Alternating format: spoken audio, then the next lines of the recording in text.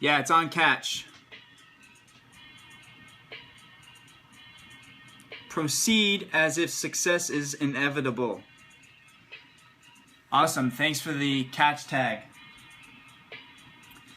All right, guys. Let's invite some people in the room. We got a quick 30-minute lesson. Tonight we're going to be talking about capital efficiency in a startup connotation. So let's invite. Hearts, hearts, hearts. We're going to knock out a great session here to get the week started off, to get you guys in the right mindset for this coming week. Yeah, success is inevitable because money doesn't sleep. So let's do a roll call. Where's everybody from? Let's get some invitations, guys. Some invitations. Invite. Before we get things started.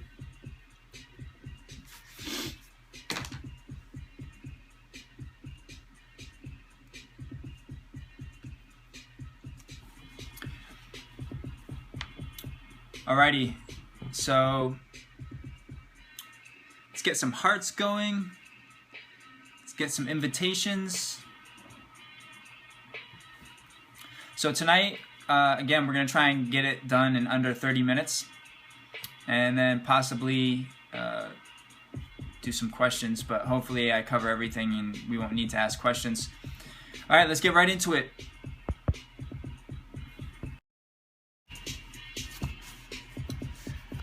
Alright, so if you're new to this scope, I'm talking about the Startup Warplan. This is session 7 of 8. Today we're going to be discussing capital efficiency. If you want to follow me, my handle is the same on Instagram, Periscope, and Snapchat. Fit Businessman is the handle. And so a little bit about me, guys. I am a technology entrepreneur. I also do consulting in the financial industry, financial sector, and then to startups as well. So I consult with both startups and financial companies. We already got the hashtag catch.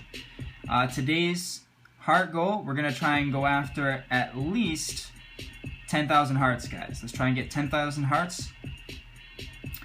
So I just went over the program called the Startup Warplan. Basically, the idea behind the program is to take you from a very basic idea to having a program that is worthy to either presenting to investors or presenting to possible teammates that you would bring onto a team to get your business idea going. Okay? So, and lastly, let's all get some invites going out again.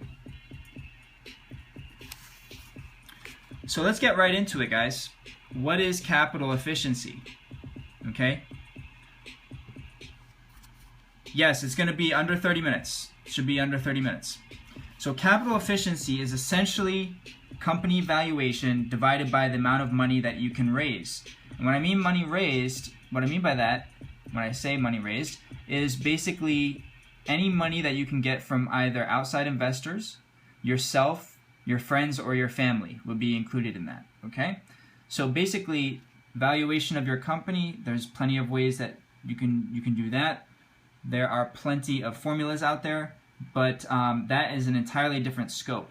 What we're going to talk about is basically how to be efficient with the capital that you do have in your business that you are trying to get going. So let's cover a concept called, hello, Tanish, what's up? Capital appropriateness. Basically, when we talked about market size, guys, we want to know the size of our market and the potential of the market that we're trying to go after, because that is going to help us determine what kind of capital is appropriate. So it determines capital needed commensurate to the size of the opportunity, meaning the size of your prospective opportunity in the market or the exit potential of your company, okay? Now, you don't always have to start out with an exit in mind. some people do start their company with a certain dollar amount, and when their company gets that big, they're going to try and get rid of it. Some people don't have that in mind, and they just get presented an offer that is too good to refuse, and they end up exiting their company at that point. There's multiple reasons for exiting your company, but you have to know what kind of capital is appropriate. All right? So why is this all important? Why is being efficient with the amount of capital you have important? Well, it's cheaper to start a company today than it was 10 years ago. However, actually, let me turn this for you guys. There we go. So it's cheaper to start a company today than it was 10 years ago because of technology. But here's the thing. Growth is harder, and it's going to cost a lot more to grow. Why is that? Because once a company starts getting any traction at all, outside investors will start throwing money at that company. So what will happen is if you're competing against that company that's getting money, it's going to be a lot harder for you to compete with them. So we're going to discuss that as well. Now, here's another concept that I want you guys to write down. It's capital efficiency versus attractiveness. So that to go off of that idea I just was talking about, when a company starts growing quickly, what happens is investors will catch notice of it, and they'll start throwing money at that company. So the question is if you have money to dedicate toward your business, do you grow aggressively and put all your money toward the business, or do you try to be efficient with it? So there's a catch-22. If you use your money to grow, people will notice the speed that your company is growing and taking over the market, and you can potentially get more money for doing that. However, if your growth is not efficient and you're spending frivolously, you probably won't get money from investors on any type of repeated series that you're trying to raise, or just outside investors will not come in and tack on to what you already have. How can I watch this series from the beginning? You can go on Catch. I'll show you that URL right now. So basically, you can see all the videos. Catch.me/fitbusinessman is the URL. Alright, those are the prior videos. And I'll say it once again at the end of this presentation. So let's just go over real quick what we've covered so far, okay? Before we go any deeper, we've covered the startup Warplan, and basically we started off, sure thing, no problem, no problem. So we start off with the business model canvas, and what that is a hack for your business plan, okay? So we all start off with the business plan, but writing out a business plan that is 20 pages long is not the way to go if you're just starting with an idea.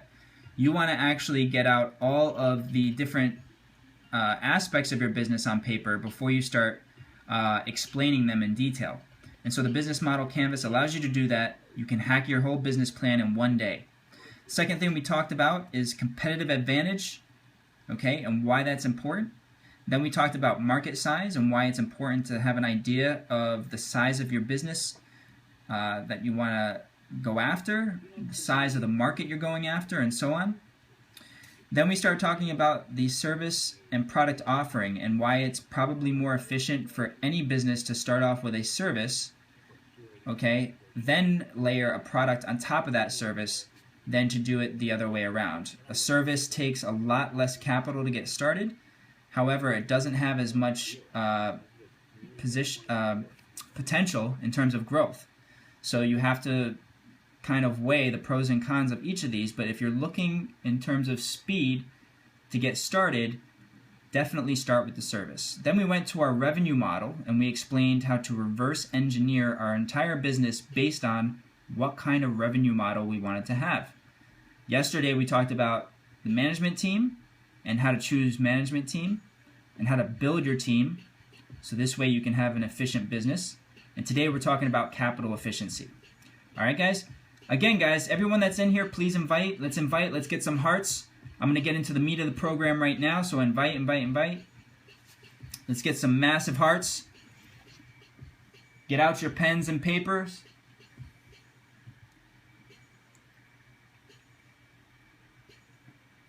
Thank you, thank you. All right, so that's what we've covered so far, guys. Now let's get into the meat of the program. Assuming you have money to put towards your business, okay? Assuming that you've saved money or you have investors or your friends and family say, hey, this guy's pretty smart, let's throw some money at him. Let's see what he can come up with. How do we become capital efficient? The first thing is we want to have something that is high margin. Either our service or product must be high margin. We must be able to get at least 100% ROI for every dollar that we invest into our business. Now that's crucial when you have a startup, because most startups will get that much, if not 2 to 3 times what they put into development of a product or service. So we're going to try and develop the highest margin product first, and it must be specific in addressing one key problem. Okay, that's how we start. So if you don't know how to start with focusing on one problem, then you're going to get too distracted and you won't ever get anything out to ship, and you'll never get any revenues. So the second aspect of that is that high margin product must absolutely, without a doubt, solve something that's very painful. Okay?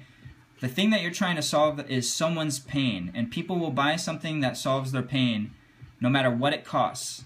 Okay? So what you earn. JC, what's up? Everybody check out JC Limitless. Follow JC on Periscope as well. JC, thanks for the invite, brother. Appreciate that.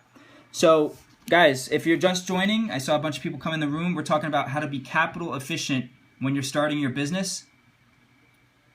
Awesome, awesome. So the first thing that we covered was you must develop a high margin product. Okay? The high margin product is going to have the highest ROI.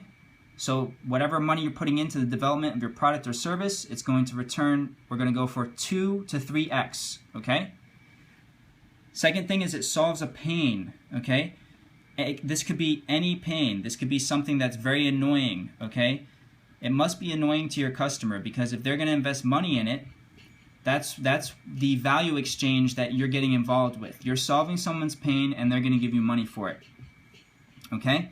So we are going after one key problem because if we distribute our efforts in developing 2 or more products, that's going to slow down the time to market. And what's going to happen is you're not going to have a shippable product, and you're going to probably run out of money, and that's not a good thing. Okay? So this is capital efficiency that we're talking about, guys. The third thing is you want to hire smart people, okay? Now, smart people does not mean that they all went to college. It does not mean that they're all MBAs. It does not mean that they have high IQs or that they score high on standardized tests. Smart people, in this sense, would be go-getters and execution masters, okay? We're not talking about delegators, okay? If you have a startup company, the last thing that you want on your staff or on your executive team are people who like to delegate. If you are the CEO of a company and you are the delegator, you don't want to hire other people that are going to be serving the same exact function as you. So you need people who can execute on what you tell them, and people who are very creative that can solve problems and execute in that way, okay? And if you don't hire go-getters on your team, then you will not grow. Okay, there has to be people on your team that see your vision, and there has to be a vision that is so clearly communicated that they believe exactly as you do. They believe the outcome is going to be exactly as you believe it's going to be. All right, so on top of hiring smart, we want to promote internally. And what that means is that we are going to have people working hard because guess what? The motivation comes from getting equity within the business and bonuses. Awesome, Roman. Thank you, thank you. So, guys, when you go to work for a startup company, guess what? You can actually get 1 to 2% equity. If you're in technology, you can work for a company when it's just starting off and get 1 to 2% equity. Now, that doesn't sound much, that doesn't sound like a lot if your company is only worth, $200,000. But guess what? If your company is worth $20 million, having 1 to 2% cash, if that company gets bought out, having that immediately go into your bank account is definitely not a bad thing. What about a $200 million company? Wouldn't you like to have 1 to 2% of that just go into your bank account once it gets bought out? So the idea is that equity can be extremely, extremely motivating, and it can look very well to people who actually know what that means in the event that your company gets bought out or valued at a very high valuation. This is how the people in Facebook became billionaires overnight, because they had equity positions in the company, and that company grew so fast that when it IPO'd, they automatically get the 1 to 2% of the valuation. All right, so that's one of the fastest ways to become wealthy, is to get equity in a company, whether you start it or not. You do not have to start the company. You do not have to be on the executive board to actually get equity in a company before bringing them in. Well, basically, you would want to have your business model canvas. We talked about that. You would want to have everything in your business model canvas laid out. You don't have to have exact numbers. You can have forecasting in terms of the numbers for the business. But at that point, some people will want to ask specifics. Now, if they're going to come onto the executive team, if they're a superstar, you might have to give them those specifics to a point. You can discuss that with your lawyer, what would be the proper amount to give in terms of details, okay? But the financial information, if they are not on your executive team, they do not deserve the financial information, okay? If they are going to be on your executive team, then that's something you're going to have to discuss. I don't know if I just answered that. Yeah. So basically, you want to sit down with a lawyer that specializes in intellectual property and make sure that the information that you're giving is not going to harm the protections that you have in place already. All right, so number 5, guys. Number 5 is basically the CEO gets the first 10. What that means is you want to have your CEO close the first 10 customers, okay? If your CEO cannot close the first 10 customers, he will never understand how difficult it is to get the sales team to do it. He won't have the ability to develop a framework that allows all of the people that are on the sales team to get customers, and that's not a good thing. So the CEO basically has to feel that pain first. This is coming from a ground-up floor business, guys. This is not a business that's already got tons of customers and already bringing in cash. This is starting from a very small business, maybe first year. They're just getting market penetration. They're just getting revenues. And so that's why this is important. Awesome. Thanks, James. So another key point, and this is something that investors will always want to see, is that your first 10 customers are not your friends and family. Okay? We all know this. Our friends and family want us to succeed. That's very obvious. They don't want to say anything about our business or our baby that would cause our friendship, our family relationship to go awry. So they're always going to be kind to us.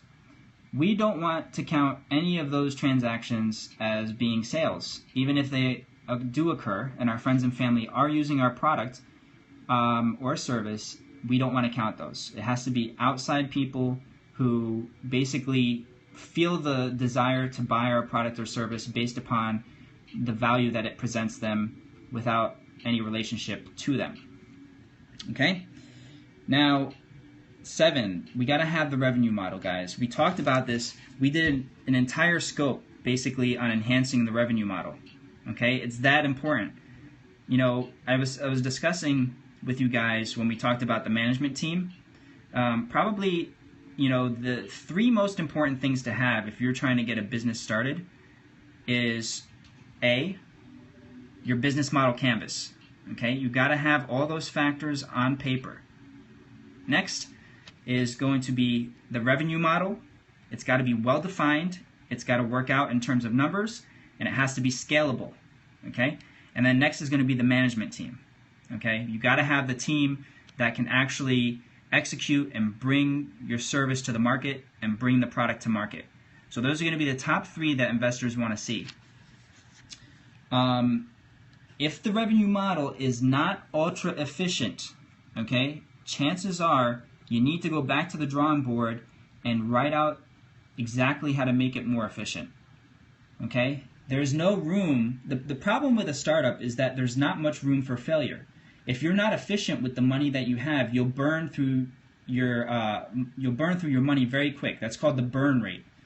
Basically, if your burn rate is quick, it increases the potential of your business failing. Okay? So what you're trying to do is you're trying to be efficient, so this way you're not burning through cash, because a lot of your money is going to be spent on development of your service or product. Okay? You don't have a cushion for a rainy day if you're developing a product or a service and putting as much money toward that as possible. So number 8 is we want to quantify our return on investment with whatever product or service we're developing. That's going to require some basic spreadsheet skills, guys. You don't have to be an investment banker to actually get this information and just try to quantify how much you can make. It's just basically a margin. You can do a basic margin formula. I'm going to use X amount of dollars to get either my product developed or my service developed, and marketing is going to cost, another amount of money. And then you basically just do it on a spreadsheet and try to come up with how much money you can get. When you put $1 in, how much money do you get out of it? That's basically all it is. Guys, another important thing, number 9, is you have to test all marketing. And why this is important is because small businesses generally don't have enough capital to do a very large marketing order, okay? Most online marketing is going to require at least $20,000 to put on an insertion order, okay? So if you're going to order any amount of marketing, the last thing you want to do is put 20 grand on a test, okay? So you have to be efficient at finding other ways of testing your idea. $20,000 for a small business, to put that in on a marketing test is going to be high risk. Just hit the phones. Big on sales. Well, this is assuming that you don't yet have an entire sales team in place. If you have a sales team in place, definitely you're going to want to try anything possible. Hi, Yvette. You're going to try anything possible to get those people on the phone and making connections and talking to other people. But like I said, this is coming from the perspective that your CEO is pretty much still trying to get those first 10 customers, right? So it depends on where you're at in terms of the growth of your business. And from that point, you would determine the proper way to get those sales rolling in. A, B, with that. Well, generally, the testing would just be your basic ROI initially, okay? So you have to get that proof of concept with your return on investment, and then from there you can try to be more efficient with it.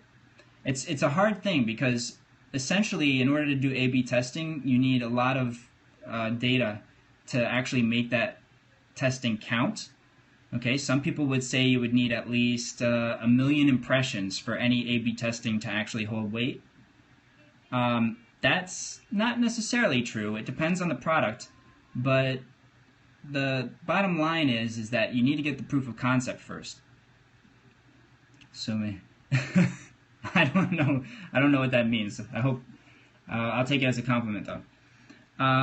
So anyways, guys, we need to find an efficient way to test the marketing, and we need to make sure that it's small but yet scalable. Okay, we don't want to be putting 20K out to test something.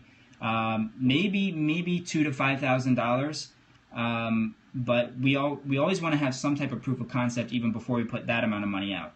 There's always ways to do guerrilla marketing and test a market before we even put any money out, and that's going to be our go-to in order to be efficient.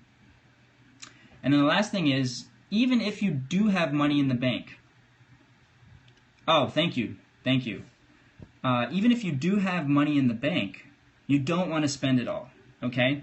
Because here's the thing, there's 2 major reasons for this. The first major reason is, yes, you do need to have an emergency fund type cushion for your business efforts.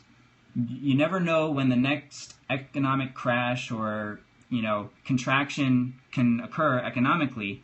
So you want to make sure that you do have extra money in the bank. The next thing is that when you actually bring on new investors, let's assume that your business is growing. Let's assume that you're doing everything right. All new investors are going to want to look at your numbers. They're going to want to look at your revenues. They're going to want to look at your tax statements. Especially if they're going to be investing a substantial amount of money in your business, you're going to have to fork over a lot of data in terms of your taxes, your income, your revenues, the growth of your company, and probably on top of that, your business model canvas and your business plan. So the investor is going to want to see all those things, and if they see that you're spending literally all the money that's coming in, that's a red flag for them. They're not going to want to give you money. They're going to want to see that you've got a purpose behind every dollar being spent. And that purpose is not just to grow fast. It also has to be growth, but efficient growth. So be efficient while growing. And that leads us back to this question. All right. Do you grow or do you try to be efficient? Do you grow or do you try to be efficient? Fast growth can attract investors. It can attract PR, okay, which will make you grow faster. So the more eyes you catch in the growing of your business, chances are the faster you can grow. You create essentially something that is going to be a little bit exponential in growth if you do it correctly. But can you do it efficiently at the same time? It's always a catch-22, and it requires a lot of thought. And the more quantitative people that have the ability to sit down and work with basic spreadsheets, just addition, multiplication, subtraction, and division, those people tend to excel. I can tell you right now that I've sat down and I've consulted with friends that are in business, and they're absolutely terrified of even opening up Microsoft Excel and putting in basic numbers to a spreadsheet to try to see what their margins are, what their revenues are every month. And I can tell you that that type of person can pay tons of money for consulting every single month, but they're not executing in terms of the numbers, and because of that, they're not going to get growth. That type of business will always fail in the long run. If you're afraid to look at your numbers, there's no possible way that you can be quantitative in what you're measuring. And if you're not measuring, you have a very high likelihood of failing in business. Okay, so guys, that was the run through. I'm going to zoom this out, so if you guys want to snap a screenshot, you can.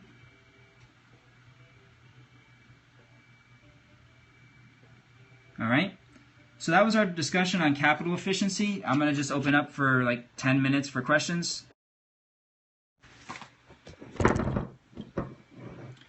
What's up, guys? So, real quick, if you guys joined late and you haven't seen the other periscopes, I'm going to bring up the link real quick for you guys where you can hop on. And thank you for the hearts, guys. I see all the hearts. Very awesome. If we could do one more quick invite before I show the link to see the sessions that are on Catch, on my Catch profile. One more quick invite, that would be great. Thank you, Pro.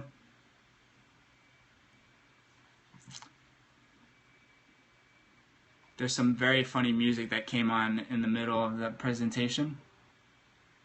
I hope you guys didn't hear it. It was like slow jazz music, so I'm giving this presentation to slow jazz music.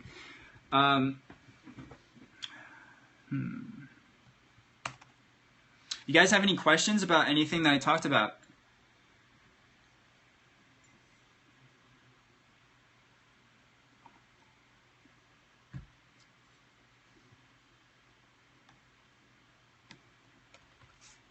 I'm going to bring up that Catch link so you guys can see it.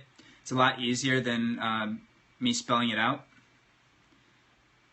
So let's talk some business, guys. What are the goals for the upcoming week? Let's invite. Let's get some people invited in this room. Let me see if I can hop on my... I want to see if I can hop on my phone and invite some people. Got two phones here.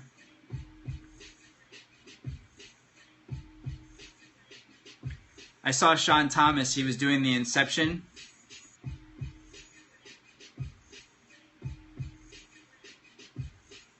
It's kind of weird. Huh.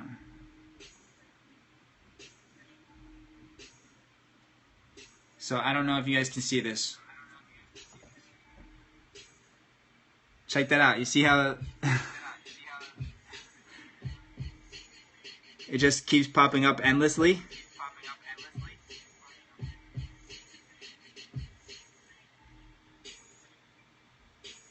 How weird is that? It's a bit trippy.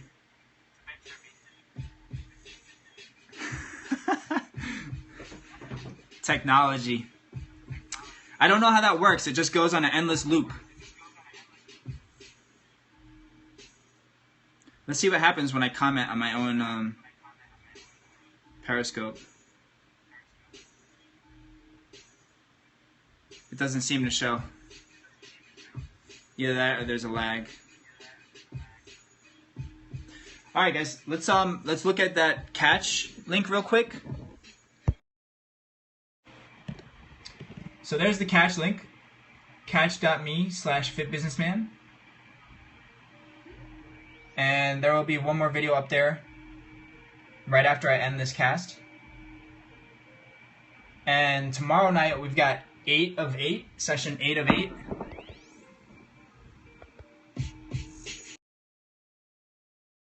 So we'll do session 8 of 8 in the startup Warplan tomorrow night.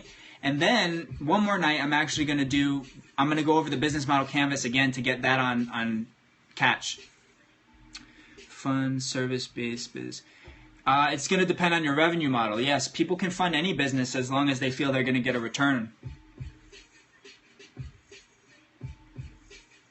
You know, that's one of the keys, you know, to having a successful business. If you can step back and be extremely critical about your business from the perspective of an investor. If you look at your business from the perspective of someone who doesn't own your business, but who's just looking to get a return on money they have laying around, whether it's $50,000 or $25,000 or even $10,000, what would you look for if you had $10,000 laying around and you don't want to give it to your friends for them to borrow? Right, the revenue model can say anything, but the numbers will never lie. That's why you got to have, you know, as an investor, you want to have an accountant team, most likely. But, you know, you can go online and look at different revenue models. We covered it in detail. I'll just give you a quick glance at my notes from that session. Let me find them real quick.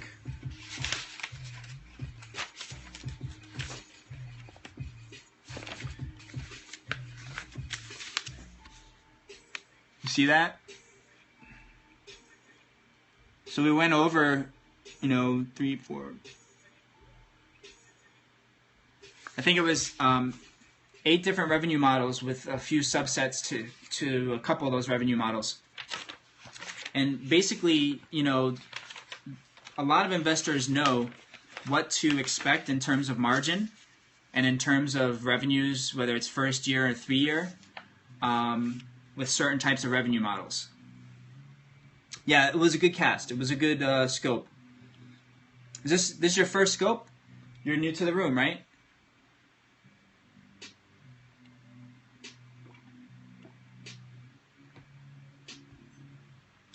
So this is what we do. Awesome, Heller.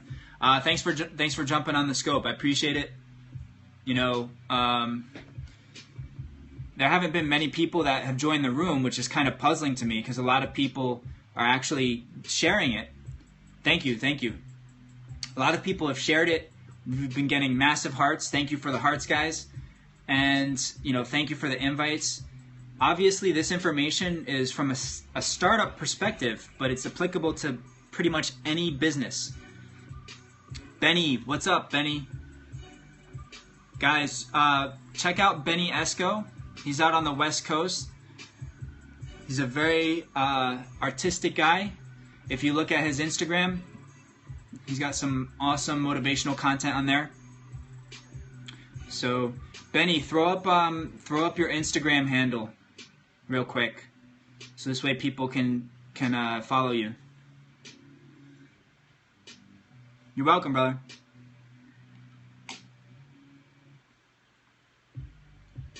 Yeah, this content will stay around. So the way Periscope is set up, 24 hours, any cast that someone gives is on their servers and viewable for 24 hours. Then, after that 24-hour period, that catch URL that I showed you guys, all of the content will be on there. I'm pretty sure Catch saves it forever until I decide to take it down, because that's my account on Catch. Let me show that to you guys one more time. Catch.me/fitbusinessman. All right. So basically on Catch, all of the scopes that I gave for this 8-part series are going to be on there. I don't intend on taking them down, so you guys can view them on there. Definitely worth listening to. Getting knowledge. Yeah, guys, check this out. 11:30 on a Sunday night, and some people are asleep because obviously starting the week with an early day tomorrow. But at least you guys will be ending your night with some knowledge. You don't see 1 through 8 on Catch. 1 of 8, correct. Basically, I put the Catch hashtag in the title, and for some reason it didn't take because I was on an Android. And so I will do that business model canvas scope again. This time I'll have someone in the comments while I'm giving the cast type in the hashtag, because that seems to work. I don't know why it didn't work the first time. I really don't. But I was like I was puzzled, and I was a little bit upset because I logged into Catch. It usually takes like a minute to actually to buffer and process the video before it goes up on Catch, and I kept refreshing the page and it just didn't pop up. And so I was upset because of course that was the first scope I did, but it was also the foundation to the whole series. And if the foundational video to the whole series didn't get on Catch, then of course now I have to go into it again, because otherwise the most important video is not there, because that set the groundwork and the foundation for everything. So, but I don't mind doing it again. It's just going to solidify everything that, you know, I've been presenting. Who knows? Maybe I'll make this into a PDF later on. Probably not anytime soon because I got so many products coming out. I didn't save. I don't save it on my phone. No, I don't. You know, I'm just not sure if that's going to take up space on the phone, and I don't know if that's going to slow down all the scopes I do thereafter. So that's why I didn't want to try saving it on my phone.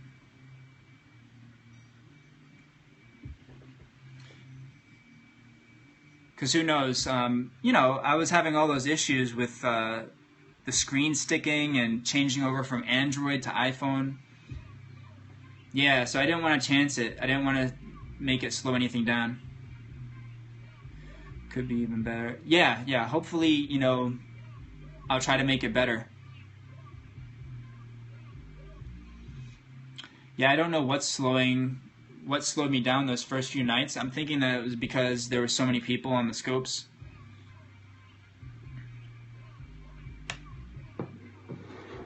Fit Kings in the house. Awesome, people are joining. Did someone else just end a huge scope? Birdman, when you transfer to computer every so often you get... Right. I've been so packed in my schedule, though, I wouldn't have had a chance in these 8 nights, because it's like one night after the other. I don't think I would have had a chance to transfer anything. Ah, JC. Awesome. Thanks for the invites, guys. I appreciate it. So, we have any questions about that, guys? You know, tonight we covered some pretty in-depth stuff when it comes to doing anything with capital efficiency, it's an important concept. It's especially important if you're on a bootstrap type methodology, or what they call a lean canvas or a lean startup methodology. Ambition, what's up? What's up? Thanks for joining, man. I appreciate it. We were just talking. Let me show you guys the notes real quick one more time. So basically, we talked about capital efficiency today.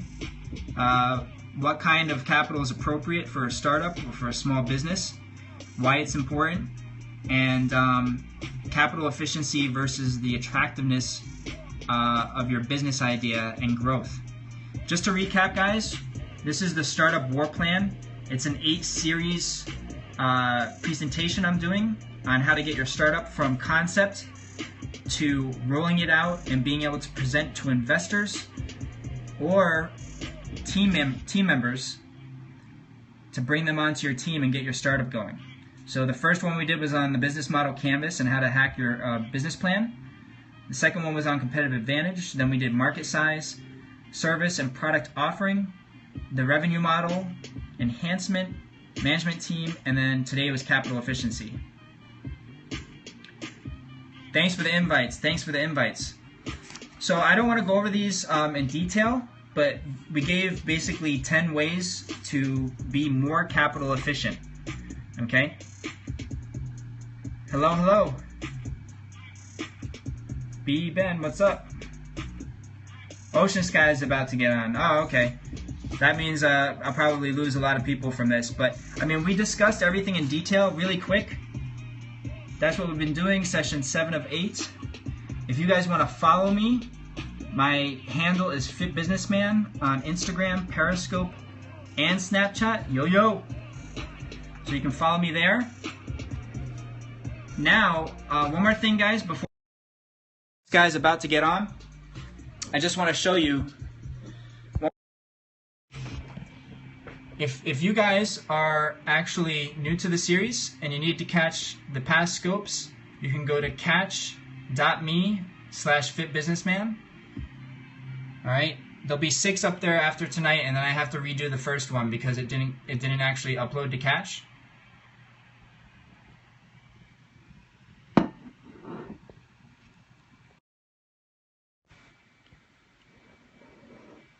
Yeah, I'll definitely go on to Ocean Sky's. I'll definitely go on to his scope.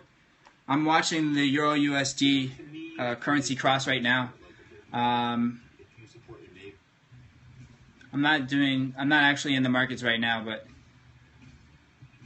awesome. Thank you, Ambition. I appreciate that. I spoke to him on Kick a while ago, but I didn't want to interfere with what he's doing. I know he's got a lot of stuff going on right now, so I didn't want to try to present anything to him. Oh, sure, I'll do an introduction. If you guys are just coming into the room, my name is Jay Salvati. I'm a technology entrepreneur. I have my own startup. I'm the founder and CEO of the Fit Businessman brand. Basically, it's going to be a men's interest publication where we publish content that men that are trying to get better would be interested in. I also do technology consulting for financial companies and for startup companies in the tri-state area. So that's New Jersey, New York, and Connecticut. All right, so that's me. I appreciate you guys jumping on. Thank you for the hearts. Awesome. Austin, I haven't seen Austin in a couple days. Nice, Philly's not too far away. That's a quick drive. You're in Nashville now. Are you visiting Sean? Sean Thomas? He's in Nashville too right now. Oh, actually, I think he just left. Do I teach startup? Well, the concepts, basically the concepts that I'm talking about right now are very basic startup concepts for your business. I'm sorry, that faded out. I wish sometimes the comments stayed just a little bit longer. Awesome, awesome. Ambition, that's awesome. Thank you. I appreciate that. Very cool. I appreciate that. Thanks for following. Oh, you're Austin's business partner. Very cool. Yeah, he was hopping on, I don't know, I haven't seen him in like the last 2 scopes, but he was on every scope before that. I'm assuming that he's very busy. Looking for him.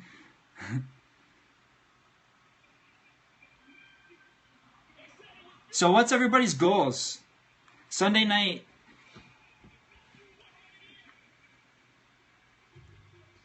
Check some of my... Very cool. Yeah, I definitely will.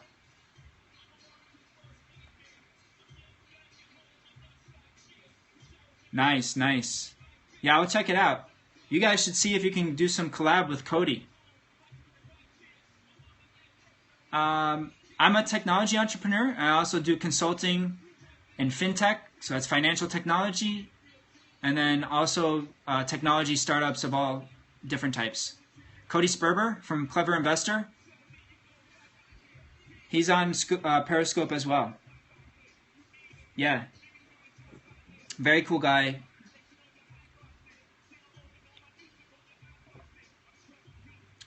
Very cool. That's what it's about. It's about partnering.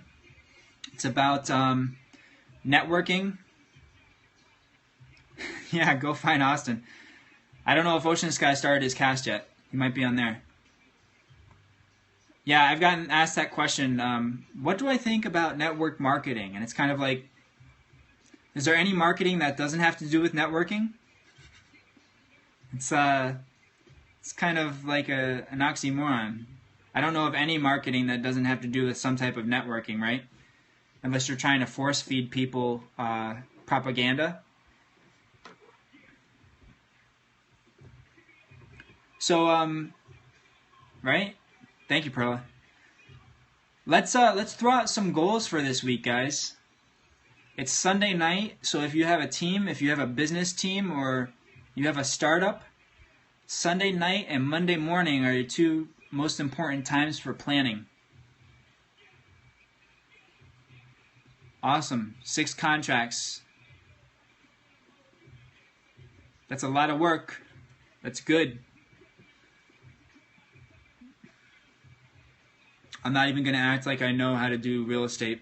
I've been focusing on financial markets for the last decade, so that's been where I've been. Cool. You know what? Just so I have your contact info, email me. So this way, if anything opens up in the future that we can collaborate on something, my email is jay.salvati@fitbusinessman.com. So j.salvati@fitbusinessman.com.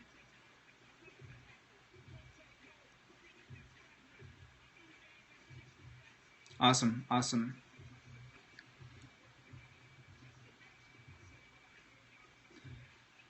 Six contracts is an awesome goal for this coming week. Who else has goals for this coming week? You don't have to share specifics, but it's always good to review things as you type them or as you write them down.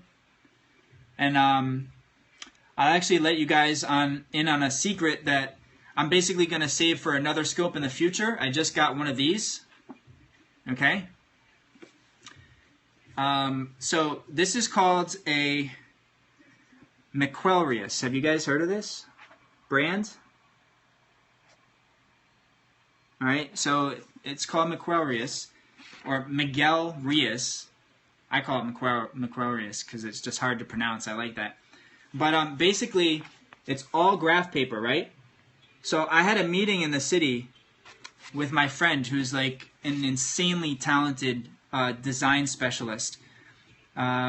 He was like a lead designer at 3M Technologies, and now I think he's the head designer at Electrolux now, I think. I'm in the tri-state area. I'm either in New York City or in northern New Jersey in Bergen County. So I'm between the two constantly. But so my friend that I met with that's in design, he carries a book like this around that's literally all of his ideas, right? So, you know, all these notes right now that are on this Post-it, it's pretty thick, right? And I've got all my notes from the presentations that I give or for the ideas that I have in the course of a week. But the thing is that these can get messy, right? I mean, these Post-it notes can go all over the place. They get spilled. I spill food on them. My cat knocks them off the desk. So basically, I'm going to transfer everything into here. And so this way, if everything is transferred into a book, it becomes almost like my own library of ideas that I carry around and that I can review. So he said that this was so critical to the success of his design team that every single year, right, like a business diary, every single year he takes this book, and in January he'll go over the previous year. He'll spend an entire 2 weeks going over the ideas that he had last year, because he has, as a designer and as a very creative guy, he does industrial design, and he designs appliances, websites. He designs literally everything. Because he has so many ideas, if he doesn't review it, they're kind of forgotten. So he makes sure that every single year, the first 2 weeks of the year, he takes his book and he reviews it, and then anything that is directly applicable to what he's going to do that year, he'll rewrite. All right, so he'll rewrite it in the new book for a new year. And so he has 10 of these books because he's been doing this a decade, just full of design ideas. And essentially what he can do is he has enough material now to literally write probably 5 books on the topic of industrial design, just from his notes and taking notes in the past decade. Hey, Yvette. So it's a good idea, guys. When it comes to building your business, you have to become a student of your own craft.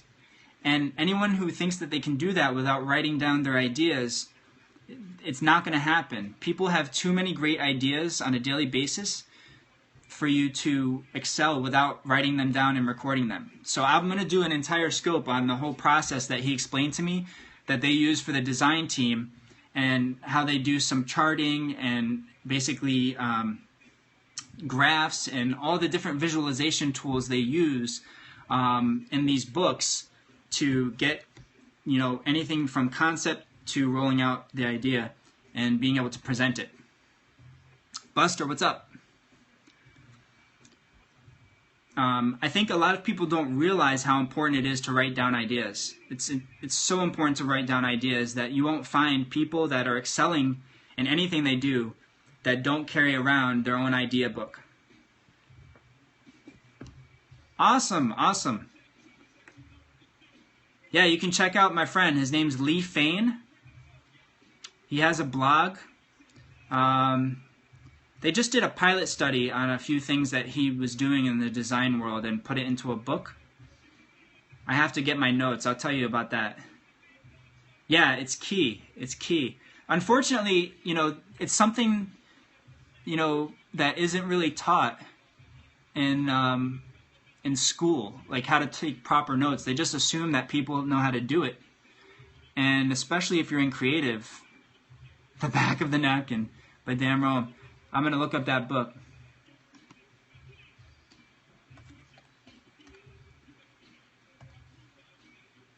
Ah, I see it. Cool.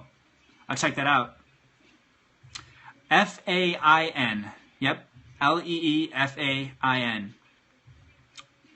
And let me see what, I've actually never Googled his name. Let me see what comes up. He's got a blog. He was in a book recently.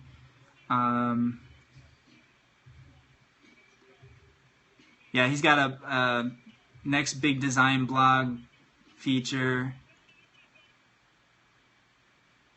I think he's in a patent database for Justia, so he's got, I don't know. He didn't tell me that he was working on any patents. I'm not sure if I'm supposed to know that, but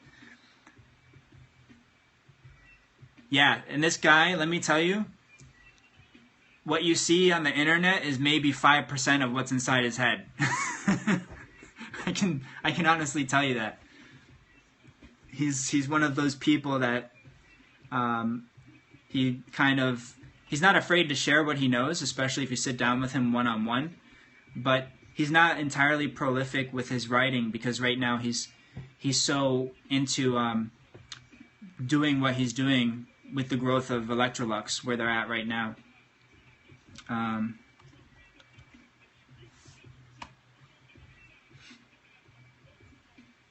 Yeah, he's in Electrolux's North American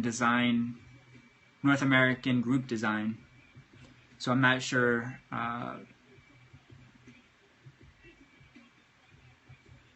where he's at, but he's one of the most talented people with design that I've ever sat down to talk to. I've never sat down with him for more than 5 minutes without having to take notes.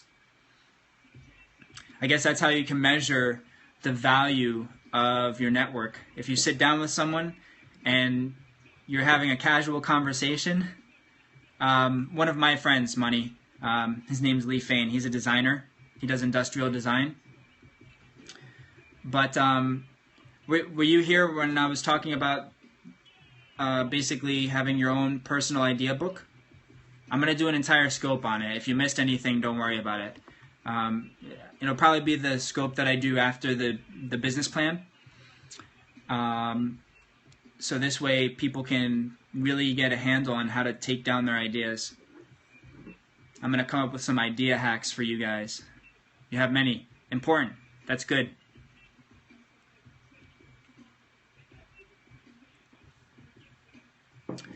Cheers, Buster. Are you guys heading out? I think Ocean Sky is about to hop on. I don't know. I've had my phone on silent.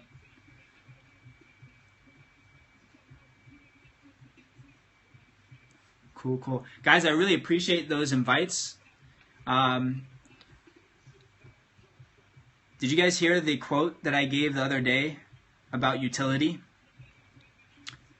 by Thomas Edison? Basically, the quote is, anything that will not sell, I don't want to invent, because its sale is proof of utility. Okay? So basically he's saying that he doesn't have an interest in having any invention that won't sell. Because if it's useful to people, they'll pay for it. And if it's not useful, then they're not going to pay for it. So why would he invest his time in that, basically? I think it's one of the most prolific quotes that he's ever given, because it gives a glimpse into what his framework was for approaching ideas. Right. Assuming that there's another way to pay for things, that could also come into play there. But it's an interesting way. It gives you an idea of how, he looked at things. It's always great looking at historical figures and seeing how they formulated their ideas. Thank you for the heart love, guys. It's just a stream of hearts. I love that. Thank you.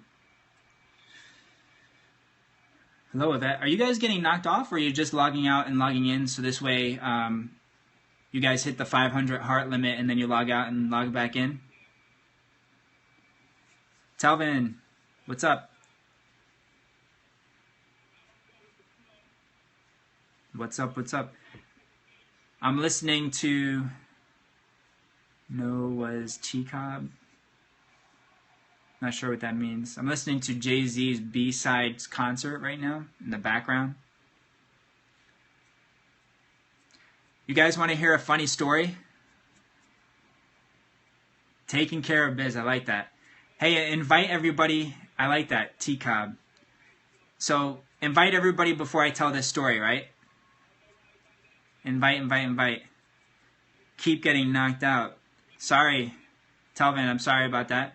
Hopefully Periscope gets a little better in the next few weeks. They're growing really fast. So, little story about me. I am a technology founder. I'm the founder and CEO of the Fit Businessman brand.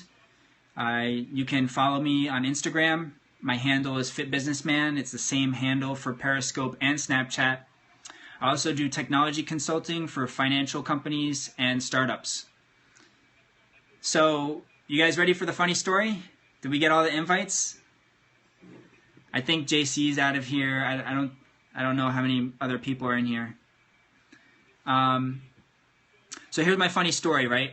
In 2002, okay, I was like fresh out of college, and I was back in New York, and I was looking for a job in personal training. So I go to New York City, and I go to this place.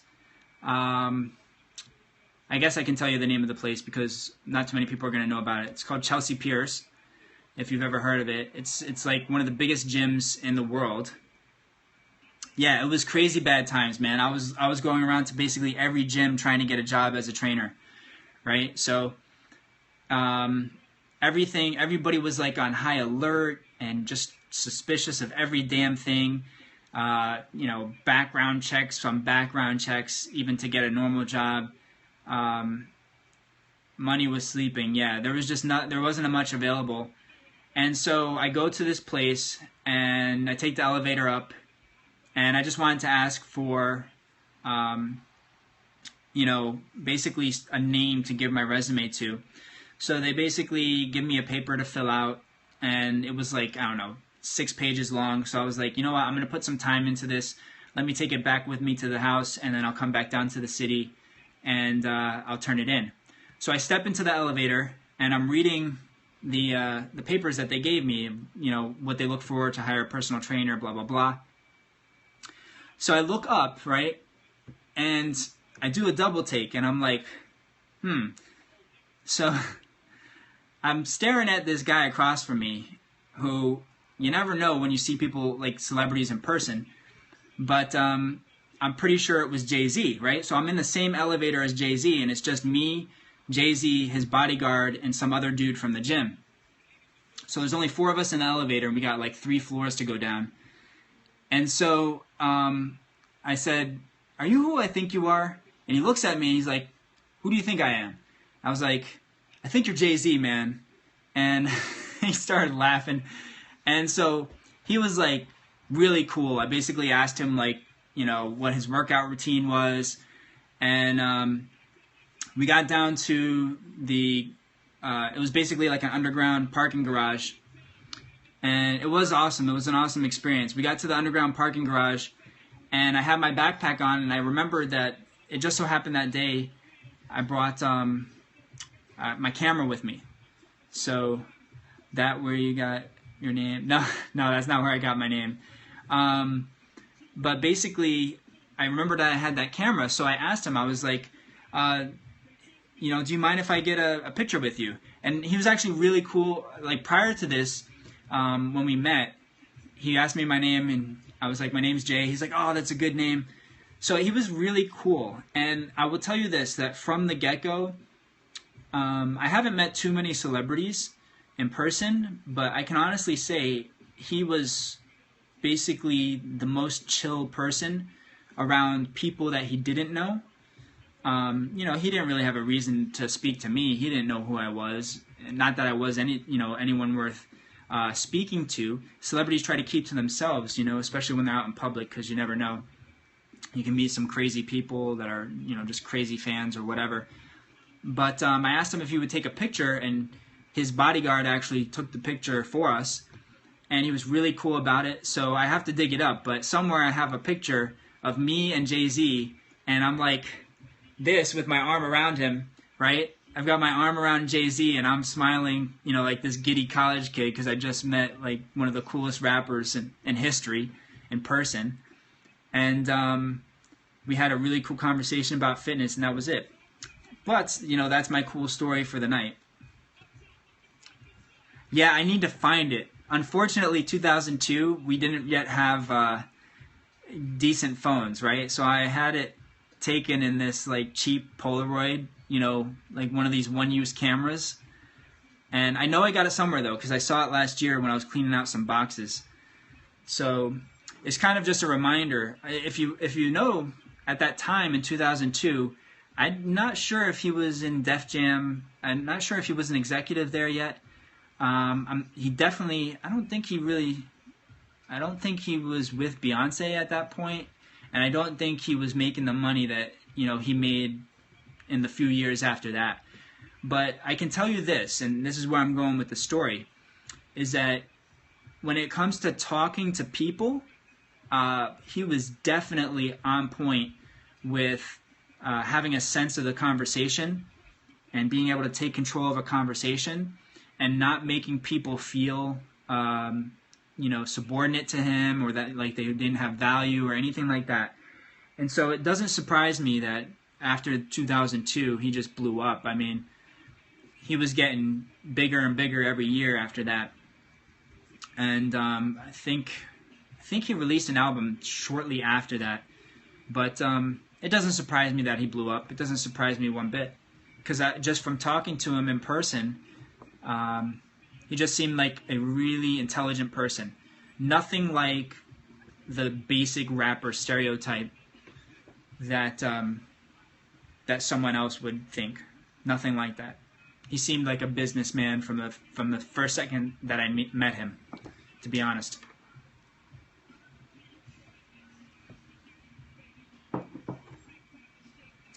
But anyways, guys, it's 11:45.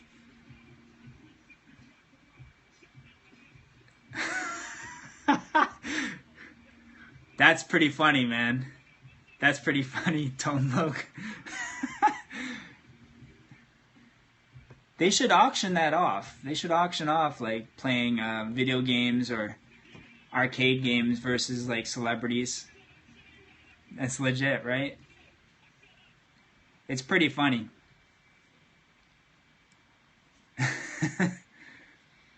So, any questions about tonight, guys? We went over basically everything that we need to go over in terms of capital efficiency. Way back in the day. Yeah, 89. I mean, he was still pretty fresh, if I remember. 89, he was pretty fresh, man. I was 9 years old.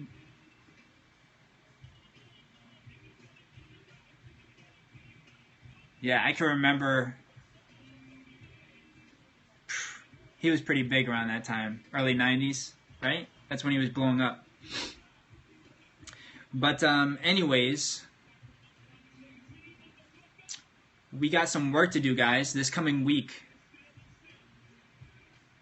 Right. And I will redo that first one for the business model canvas, because that was basically the predecessor to all of the thinking that went into developing this series. So I need to get that first scope up there, so this way people can see it. All right.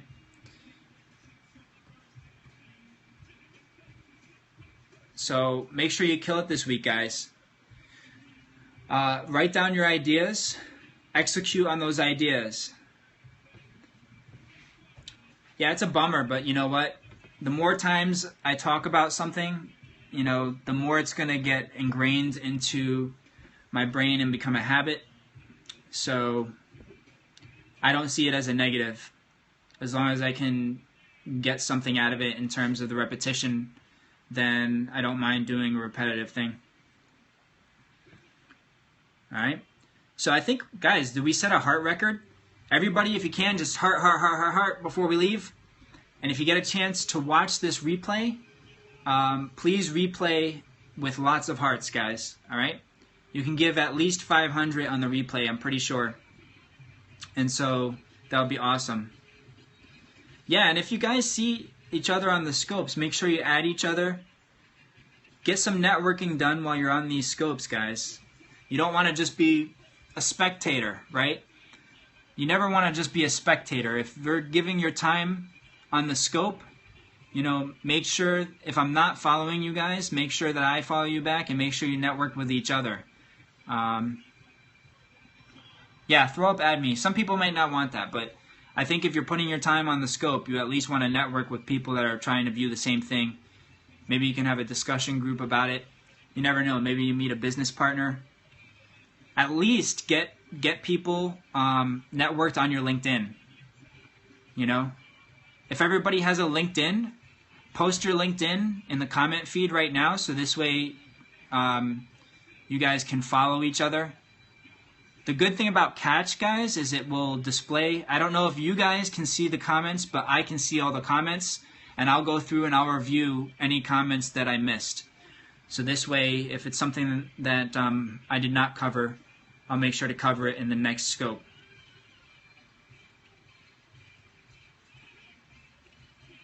Awesome, awesome.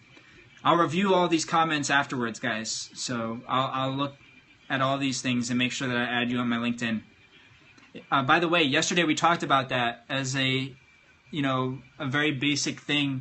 You want to make sure that you try to get at least 1,500 people on your network and LinkedIn, and 200.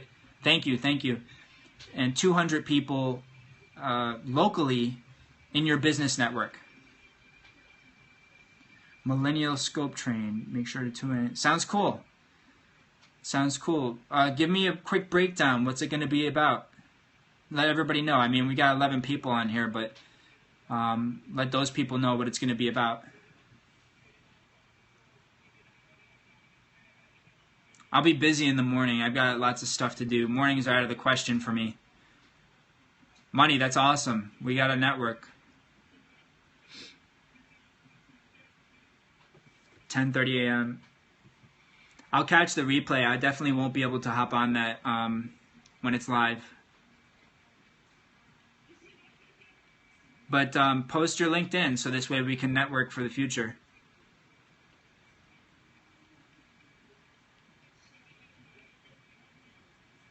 All tech big dogs. Awesome. I got a few tech founders on there myself.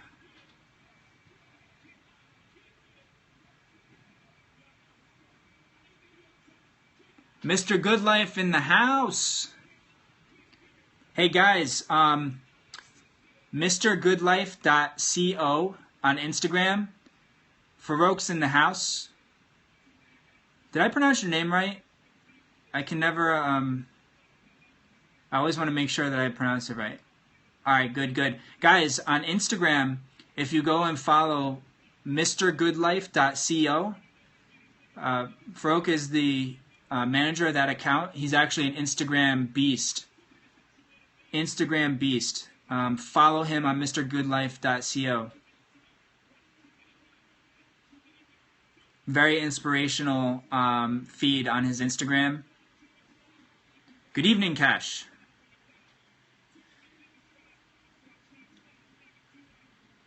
Yeah, David, I don't know. Did I email you already? I thought I did. No problem, brother. No problem. I wish I would have got reminded earlier. We had, I think, what did we have? Like 30-something people in here before? So that was awesome. We killed it tonight, guys. Thank you for joining me. So just a quick recap. We're going to go session 8 of 8 tomorrow. And I'm still making my notes for that, so I'm not going to give anything away. But we're going to cover some cool stuff. We'll get all 8 of these series knocked out. It's been 8 straight nights. Real quick, if you guys want to follow me, Instagram, Periscope, Snapchat, same handle, @FitBusinessman. Ambition, what's up? We're closing out the session, guys. Millionaire Motivator in the house. Scott, what up? Aren't you supposed to be at the conference? I just watched your scope not too long ago. Aren't you supposed to be at the conference? Ambition's in the house. Money's at in the house. Yvette.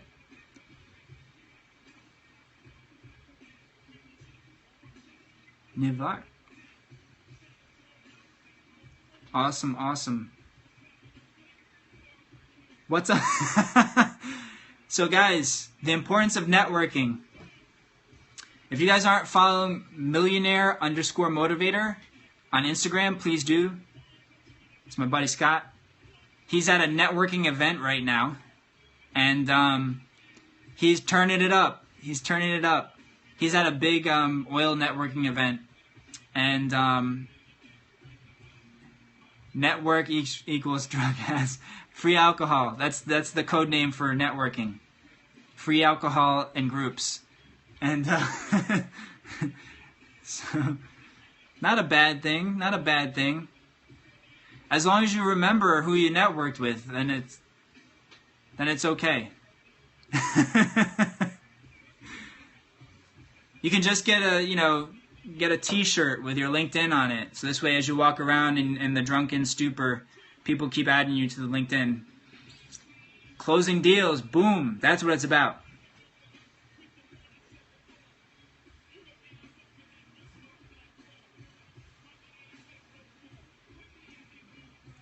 Not that drunk. Oh, good, good. Yeah, it's a bad thing to be that drunk. Sometimes you can't control it, though. Sometimes someone keeps handing you drinks, and then you have to make sure you get some food so it doesn't hit you hard. Do they have any food there? Do they have any hors d'oeuvres? Possibly something to fill your stomach with, so this way the alcohol doesn't go straight into the blood? Austin, oh yeah, they got food, good.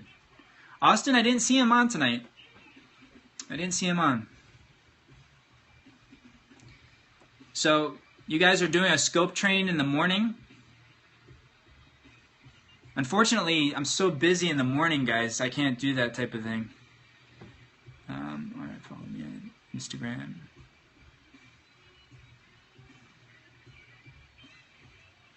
I need to follow you on Instagram too. I'm going to review all these comments tonight.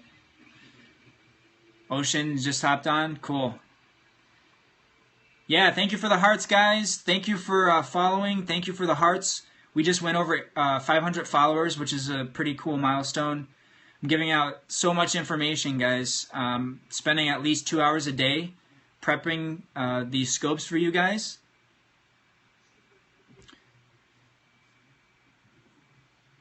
Yeah, I'll pop into Ocean Skies shortly, even if it's just to heart attacks, heart attacks.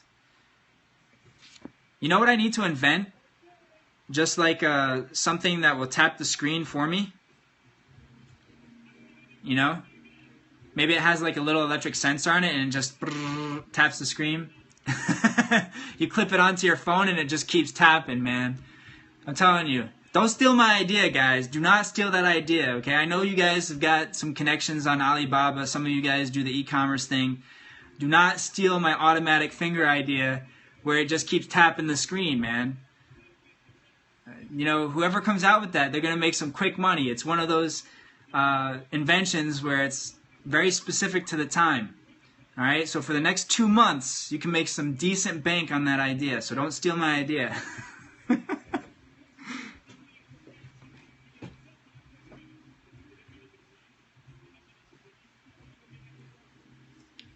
Yeah, scope trains are cool, man. I've only watched so far. I haven't yet to participate in any scope trains. Grant Cardone, I like his stuff, man. If you guys want to look at Grant Cardone in terms of online marketing, that guy's got some serious marketing talent. All right, Scott, thanks for hopping on, man. I appreciate it. Get back to it. Have some fun, all right? Thank you, thank you.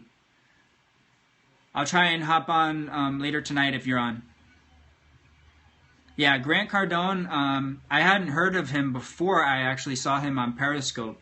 I'll tell you what, I like his messages, and most of all, I like his delivery. He's a very smart marketer.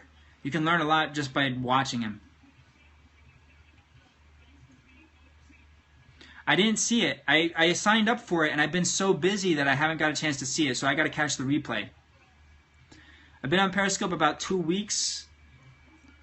I've been on Instagram for about 6 months, and Snapchat I'm starting to get going.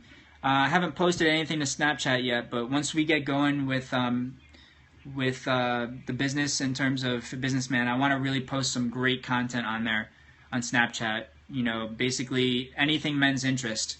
I want to get some supercars on there like crazy too, guys. Cool, cool.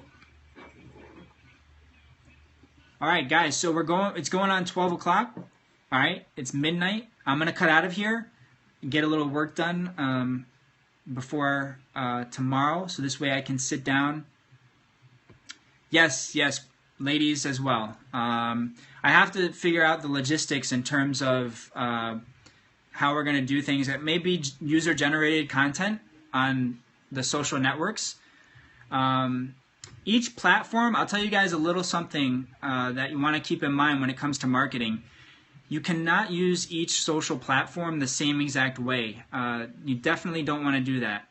There are certain types of content that do well on certain platforms, And you need to kind of stick to that because it's what people expect and it's what people are looking for. So you definitely don't want to use the same strategy across different social networks. So I'm still in the process of writing out my strategy and testing it. I will tell you that. But most likely my Snapchat content for Fit Businessman will be user generated, and we'll see where to go with that.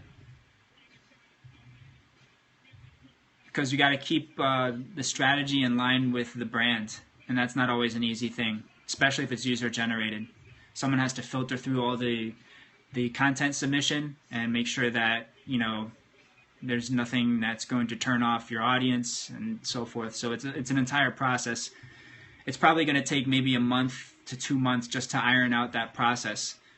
And that's why, guys, if you notice, there are not a lot of people in terms of big brands on Periscope, because they're still right now as we speak trying to iron out the strategy that they're going to use to release in terms of content, right? So the reason that I chose to go with startup technology, because startup technology is pretty much the hottest thing right now. This information can be used by anybody across the world, and you know, being a content provider in men's interest does not really, you know, mesh with it perfectly. But because it's such a tremendous value that we're giving, and it's applicable to a lot of people, I decided to go with that. All right, so guys, kill the goals. Take everything that I talked about tonight in terms of having your entire idea mapped out and having your capital efficiency on point. And we will hop on tomorrow night, 10:30 p.m., and we'll tear it up again, guys. All right, so have a happy Monday, and spend the rest of your night planning out what you're going to do for this entire week. All right, guys? Thanks for hopping on, and thanks for the shares, and thanks for the hearts. Love you guys. See you later.